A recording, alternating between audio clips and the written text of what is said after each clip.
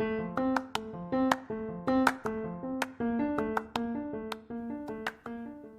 listening to the Sisterhood of Limitless Living podcast. I'm your host, Dr. April Moreno. I'm a public health specialist focused on integrative wellness and autoimmune living, supporting the community of women, where I help you to live your best quality of life through being your best self-advocate. Let's get started.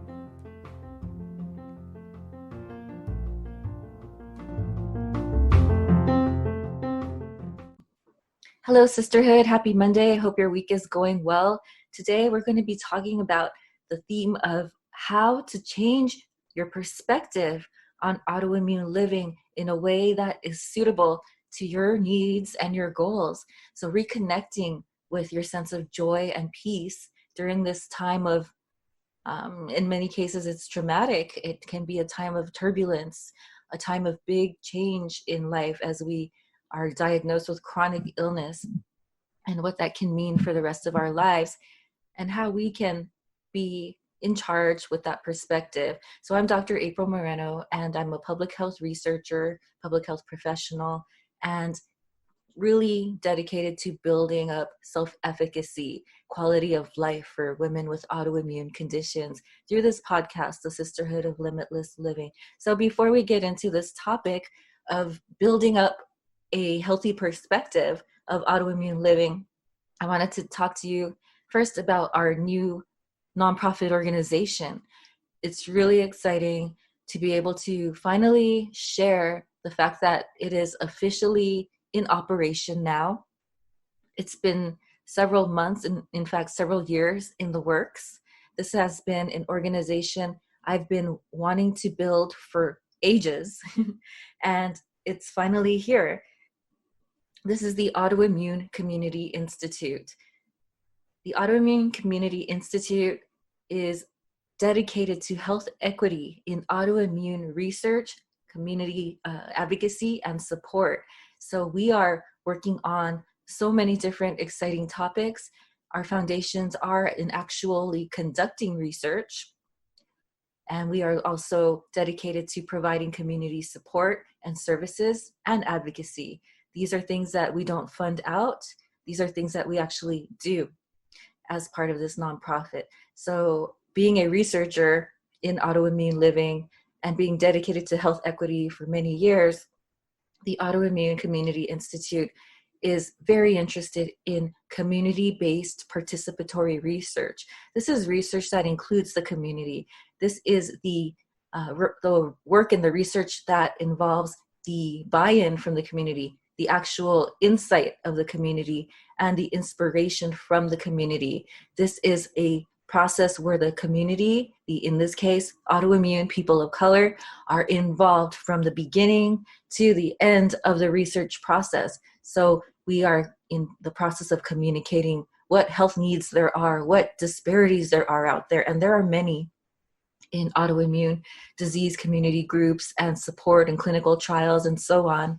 Many of you are probably already familiar with that. And so the community-based participatory research project process involves community where they have ownership. Imagine that as a concept. The community has ownership in the research process. They have say, they are involved and are part of the research, and they are empowered in that process. So that is the key goal of the autoimmune community research that we're doing. The Autoimmune Community Institute is also dedicated to providing services that we need to serve the community during COVID-19. You know, as we're looking at these shortages of protective gear, masks, hand sanitizer, disinfecting equipment and supplies, our goal is to be able to provide that equipment and those services to the autoimmune community. We are also dedicated to educational information to the community and caregivers about what it's like to be a caregiver, what autoimmune disease health disparities look like out there, and so on, how to build self-efficacy. And so I'm really excited about our new nonprofit. And we are seeking so much support out there in terms of volunteers, donations, and support. So if you are interested in getting involved, please visit us at acicommunity.org. Visit the Autoimmune Community Institute. So now we're going to go ahead and get into the topic of building a perspective on autoimmune living and how it can be possible for you as well if you are struggling with autoimmune disease. So I'm sharing my personal experiences today, and this is something that happened in 2016, about 4 years ago. And it was in the summer, which is no surprise to many of us, where flare-ups and heat exhaustion and a lot of the irritations and exacerbations of the autoimmune experience tend to be at their height often with the heat. And so it happened to me. It was like in August of 2016 when I was first going through the autoimmune experience. And so I wanted to share this because the fact that it is difficult to get through that cycle. So a lot of people go through a cycle of grieving and of drastic change because of a chronic illness diagnosis. And it can take months, it can take years to get through this process. And for me, it probably took anywhere from, it's hard to say exactly, it depends on what we're asking about, what we're looking at. It took anywhere from 2 months to 2 years, really, to get through the entire cycle process of processing autoimmune living for myself as well. And so the foundation, the background of what happened here in my situation was that I was already living with a lot of trauma from a lot of family psychological issues, a lot of self-esteem issues, a lot of lack of stress management, and the inability to stand up for myself in many cases. And so that's really the foundation. That's kind of the background of where this all began, even before the autoimmune experience. I think a lot of us can say that we experienced a ton of different things before we actually got the diagnosis, maybe years and decades before. So I would say probably in my early 20s, I started to have strange symptoms that kind of came and went, and I would go to the doctor and they would just kind of say, it's nothing, which is also very common for us. And then after a very stressful work experience, this is when the autoimmune diagnosis happened to me. So my perspective prior to the diagnosis was actually quite negative. It was actually like I felt out of control with my own life. I had very low, I had a lot of self-esteem challenges. I was unable to stand up for myself and my boundaries at work and with strong personalities. That was all a challenge for me for many years. So being an introvert and then also kind of having a not so strong, like aggressive, assertive personality, it was difficult to work with bosses, for example. For example, bosses who were very controlling or very opinionated, or even those who practiced microaggressions. I experienced a ton of those different things over the years, just being a woman of color, being even looking Asian. A lot of microaggressions have happened out there in various ways. And so in this last situation in 2016 or so, I was working at a location where it was this great place where I was earning a great pay. It was a great program. It was a great opportunity, but I was often isolated. I was often looked at like I didn't know anything, even though I was in my PhD program at the time. And I was told that I didn't understand healthcare. I didn't understand anything. And so I would work extra hard and I would be very uncomfortable in meetings. I would be so afraid to speak up. And so this is the background of where I was during this time, and being out of control with my life, out of control of my circumstances, feeling quite unhappy, even though I was actually getting paid finally pretty well, finally. And then, to actually feel this level of stress and trauma continuing to rise to the surface and continue to grow and grow. So after several months, I could not stop complaining. I could not stop complaining about my bosses and the things they said to me that week, and the isolation I was feeling, and the ways that they were providing these underhanded comments and saying things about how I wasn't, in many ways, in various ways, that I wasn't enough. So this is where I decided to finally kind of stand up for myself, and I was really proud that I quit the job. And just as I quit the job, I wanted to go to Vegas and celebrate. But then guess what? So I was experiencing a ton of stress, a ton of depression even, right? Over these months. So when I get on this plane to celebrate and go to Vegas, I have the worst panic attack of my life. I look out and see the clouds, and suddenly it hits me like, I have to get out of here, like right now. And that feeling was with me for about 2 weeks. Every so often, I would have this immediate, sudden panic feeling of having to escape something. And then throughout the entire time, feeling like I was outside of my own body. I felt very disconnected from myself. And I was in this constant state of, in some way, trauma, really. And this, again, is still part of that foundation, the background of where I was before the autoimmune diagnosis even happened. And then when it did happen, there was a day where I just had trouble with, some of my five senses were not working. And then feelings and tingling and burning and numbness in different parts of my body started to happen. And when I went in to get the diagnosis, the emergency room doctor just kind of said, "Oh, sorry you have this. Bye." Just like that. And I left feeling very traumatized because I didn't know what it meant. Now I was already going through a lot of mental health and trauma and anxiety, which is very common in the autoimmune community. But now it was just like, am I going to live from this? What's going on? And so for me, a lot of the perspective was through the meditative process.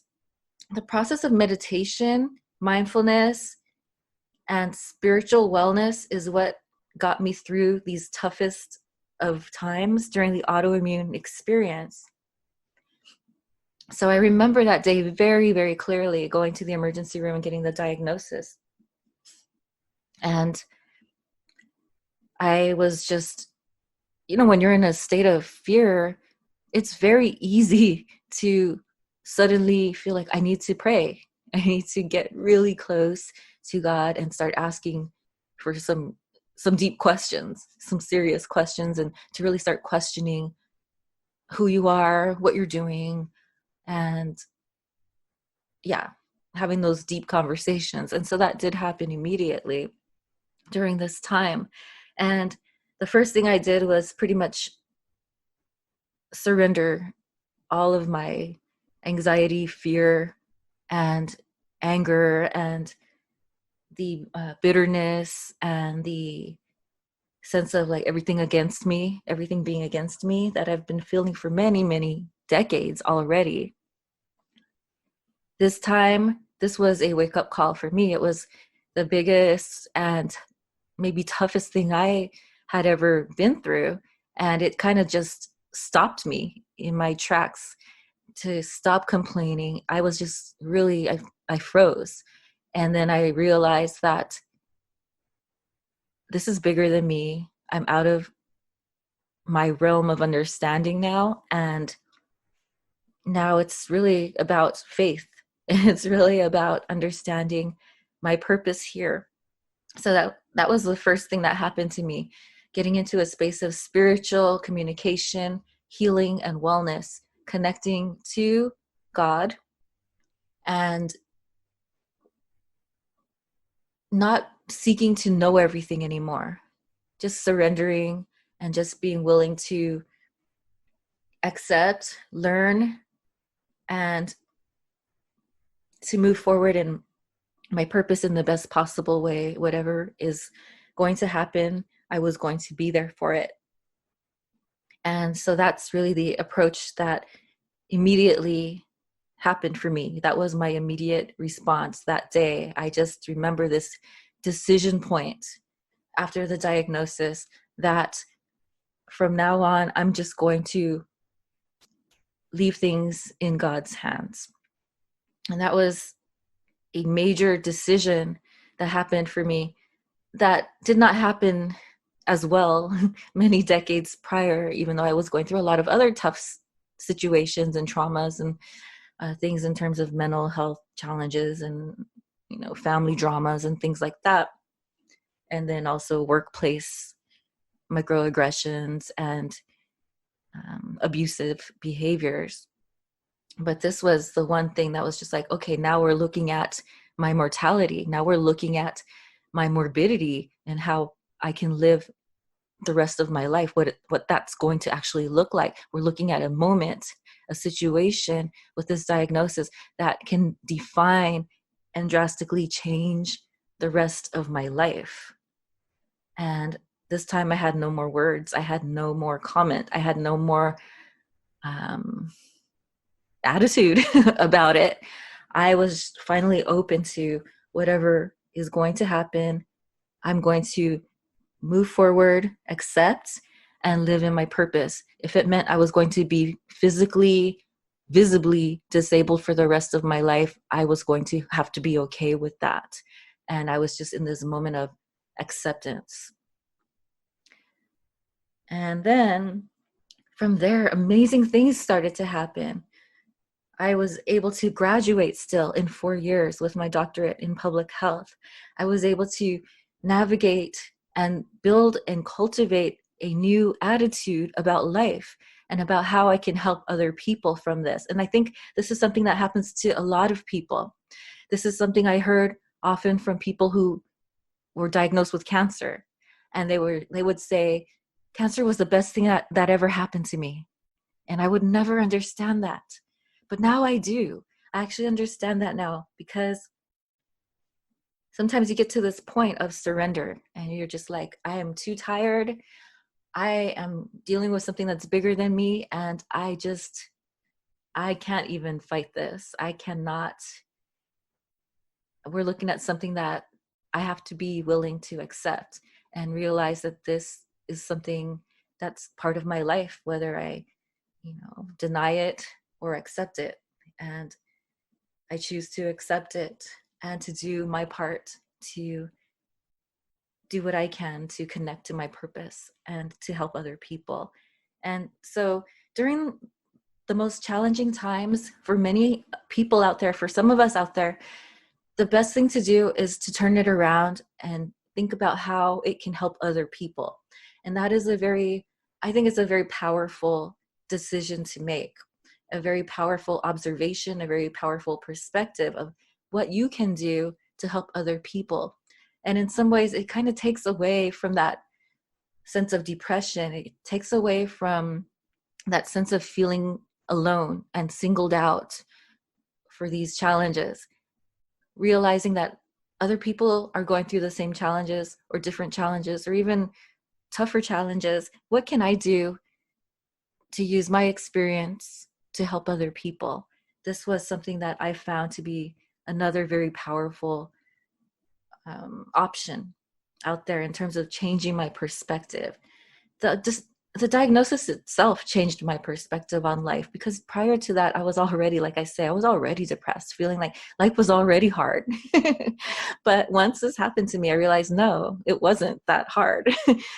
We can get through this. We have support, we have community, we can find ways to work together to help other people as well, and accept what we're going through as a learning experience, an experience for growth. And so basically that's my story. I went through the weeks and weeks of prednisone, pills, 5 days of infusion, and then going to the specialists, finding out more about medication options, going in for medication infusions, the whole thing, going in for more screenings, that whole process of this new normal in some ways, right?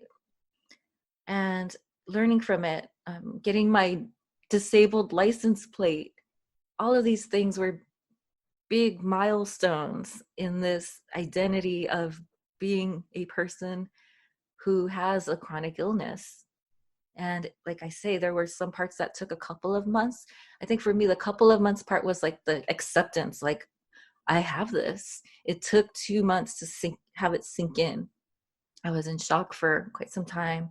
And then it took about 2 years to really understand the context of what all of this meant, the ways in which I was navigating life now, and then how I could actually communicate this to help other people, to even find out more about autoimmune diseases, find out about the commonalities across the autoimmune diseases, like the brain fog, fatigue, numbness, inflammation, and so on, that so many of us experience, not to mention mental health challenges as well. So finding out about that and learning about how prevalent autoimmune disease is in our community, how there have been so many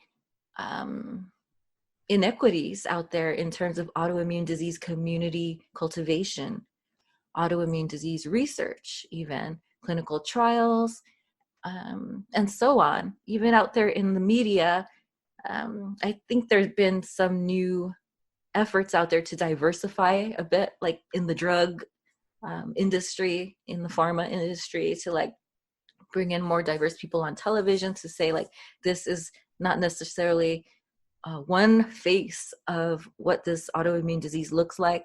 People of many backgrounds also experience these autoimmune diseases. To see that out there, it was just the whole world of understanding chronic illness in this way. So I graduated in 4 years with my PhD, basically in public health. It's health promotion sciences. And we always talk about chronic disease, but we talk about type 2 diabetes, obesity, asthma, a lot of these what we call preventable conditions. And then we don't talk about other chronic illness as much, such as things like cancer, autoimmune disease. I had not learned a thing about autoimmune disease until it happened to me. And then I realized how prevalent this stuff actually is. It's in the millions. In for example, even in the United States, it's like 1 in 5 in some statistical analyses. 1 in 5 people will get one. Some people have one, they don't realize that it is an autoimmune condition like IBD, irritable bowel, and colitis. Sometimes people don't realize that those are part of the autoimmune spectrum. And then finding out that the majority of people who get these diseases, about 75%, are women. To find out all of this information and realizing that I'm not alone. This is what helped me so much to understand how to navigate and get the right perspective that is suited for me.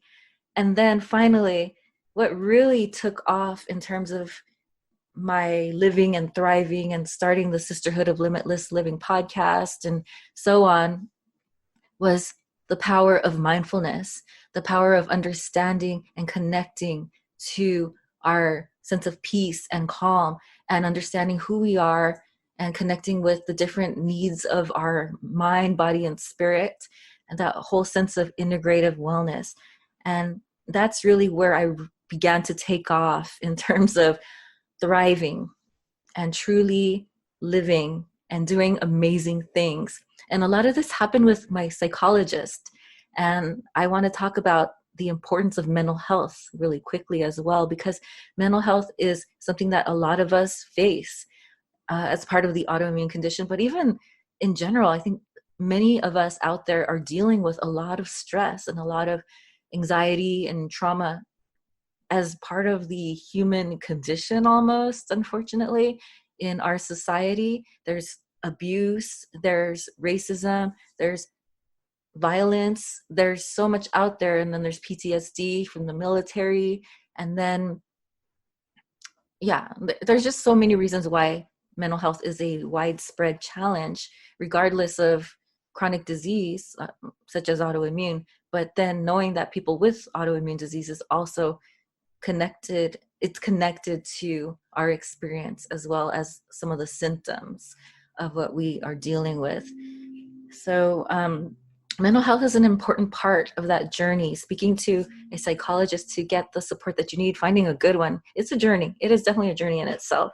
But then for me, finding the right psychologist and learning about these aspects of mindfulness were the answer completely for me. So I had a psychologist who told me to stop really focusing on what's wrong with my life and my circumstances, but to begin to focus on how I can fix these challenges, what I can do to make some changes, what part I had, what role I had to play, and how to make things different. And that was a really powerful approach. So one book we often referred to were books like Louise Hay, You Can Heal Your Life, and then also The Biology of Belief, Lipton. Yeah. And so these were two books that she often talked about, The Power of Now as well. These are great books, and connecting with that mindfulness aspect. Mindfulness is so crucial, in my opinion, to the autoimmune journey and to navigating the challenges of life, especially when our physical health is loudly speaking to us to make major changes to the way we are living. And so I wanted to just share this today in conclusion, because I am working on a mindful wellness program out there. And today I wanted to share how important the power of mindfulness has been in my journey and in changing my perspective on autoimmune living, and how it can be used to help anybody who is going through these challenges of really that whole scattered brain, stressed out feeling of I don't know what's going on with me. I don't know what's wrong with me. Nobody understands what's going on either. And I don't even know what to do about it. And I don't have time either. These are ideal moments to work on your mindfulness skills. So I have a new program. It is a 12-week program called Autoimmune Mindful Wellness. And in this program, we go through the process of meditation, guided imagery, and visualization so that you can get in touch with your ideal future, your ideal goals, and even to listen in from within to what's happening throughout the body. And so today I just wanted to talk about that perspective change happens from within. That perspective change happens once you develop a sense of acceptance in the journey. And that's really what mindfulness is. It's acceptance and listening in, awareness plus acceptance of your body and your experiences, your surroundings. And so in this program, I guide my clients through mind, body, spirit, and environmental mindfulness. As part of that practice, we go through the whole process of the body scan. We go through the process of listening within to see how things are feeling as it relates to certain sounds, messages, words, phrases, because these are things that are building up reaction in the body and in the mind. Mind, body, spirit, and environment are the 4 domains that we look at in integrative wellness from a public health perspective. And so mindfulness is the first step in getting that awareness and acceptance into what's happening. And then after that, we go into the practice of guided imagery, which is so much fun. And it's so beneficial and so crucial, because in order to know what we want to change in our life, that we don't know what's wrong with us. In many cases, we don't understand during the most difficult of times what's happening to us. And then also we don't know what we want to do about it either. We don't know how to seek the help that we need, and so on. The guided imagery process is so beneficial because it connects you to your ideal life, your purpose, your goals, your vision. And so a lot of people are familiar with the vision board process and the the visioning process, right? And this is basically what this is. And I guide my clients in this program. You're guided through that vision board, basically guided imagery, visualization in a meditative process to not only think about it, but to actually visually see it, feel it, and sense the five senses in your mind of what you want to see happen. And these things often will actually visualize in real life, because what we think about is what happens in real life. As someone visualized this mug here, my Starbucks mug, they visualized, hey, let's build a mug, let's design something. And as they did that, it became materialized into real life. Someone said, let me draw the Multnomah Falls on a mug. Let me draw this out so I can see this when I'm not there. And so on. When I have vision for something and I draw it out, sometimes it actually materializes in reality. And that's really how things are designed and architect. It comes from the mind, the vision.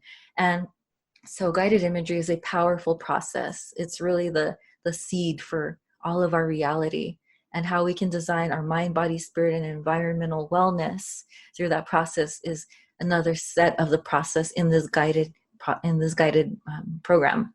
Then the third part is on affirmation and gratitude practice, getting into a space of gratitude, which is crucial for building perspective, something that is healthy and sustaining in our lives and nurturing, building that sense of gratitude for all of the different things that you have now designed in your mind. And then to begin to visualize the healing process and the actualization process of what's going to happen. It's already here. It can happen in real life with that process of gratitude and stepping forward into affirmation, speaking it into existence. So that's the process. And some of it may sound a little bit in the air, but these are the actual foundational steps that are taking place in all of our minds every day as we live in this reality that we only uniquely see the way that we see. And so that is the program in Autoimmune Mindful Wellness. And the pre-sale is on until the 20th, so about a week. And if you're interested in visiting and learning more about the program and signing up, the pre-sale is on again just for the next 7 days. You'll save $200 off the program. And it's at aprilmorenophd.com/AMW. AMW as in Autoimmune Mindful Wellness. So I hope you are doing well out there. If you have any questions, feel free to email me, aprilmorenophd.com. And I look forward to working with you and helping you to design your ideal life so that you can thrive with autoimmune conditions. And so I hope you have a great week out there. And then next week, we're going to be talking about life design, how I redesigned my life with this integrative wellness perspective, how you can redesign your own life as well. I'm going through that process. So take good care out there and have a great summer week. Take care.